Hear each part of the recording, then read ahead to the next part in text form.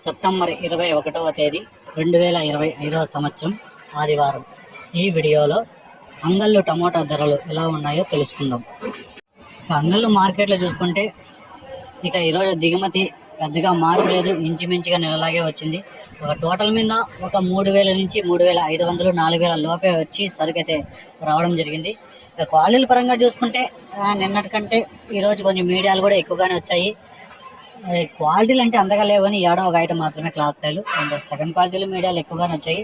నిన్నైతే మిక్సింగ్ కాయలు ఎక్కువ, ఈరోజు సెకండ్ క్వాలిటీలు అయితే కొంచెం బాగానే ఉన్నాయి కాబట్టి కొంచెం ధర అయితే ఈరోజు పెరిగింది. ఈరోజు సూపర్ టాప్ చూసుకుంటే ఒక 2 మండీల్లో 700 సూపర్ టాప్ పడింది.